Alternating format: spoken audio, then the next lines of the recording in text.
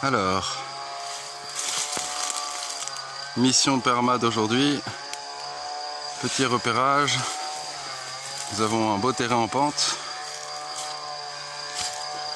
peut-être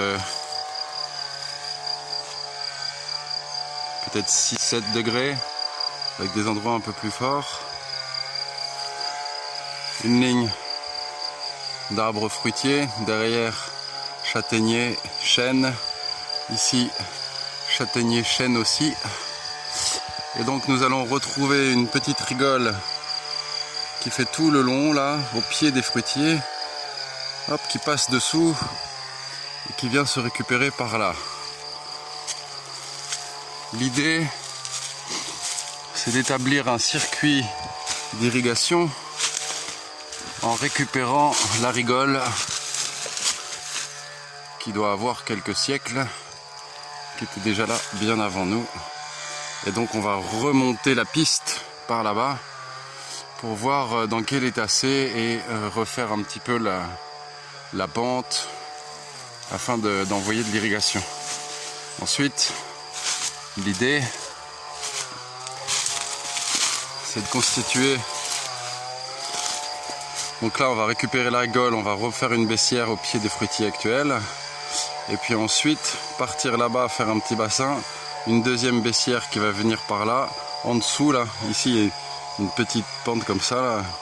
Ici on a potentiellement un point de fuite récupérable.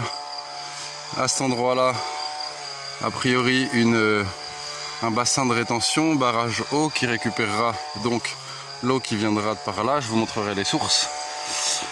Et ensuite un bassin ici qui tombera le trop-plein dans un autre bassin, puis dans un autre bassin. Et l'idée c'est de mettre un dernier bassin là-bas sous le noyer et les quelques pommiers qui se trouvent là-bas.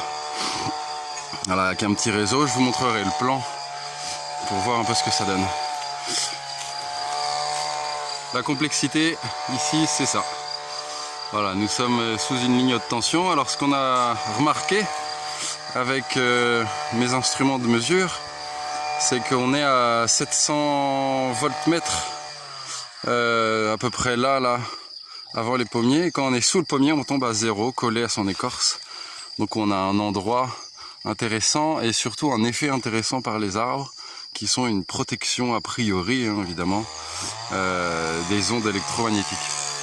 Enfin, surtout électriques pour le coup, parce que l'électromagnétique, on le ressent quand même. Je vous montrerai sur une autre vidéo les résultats directement avec les matériels de mesure. Voilà pour le début. Je vous présenterai tout à l'heure la source. Et puis bah là je vais passer un petit peu de temps pour aller visiter tout ça.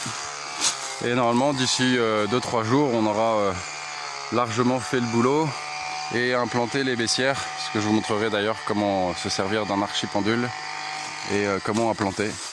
Voilà, allez à ciao, à bientôt.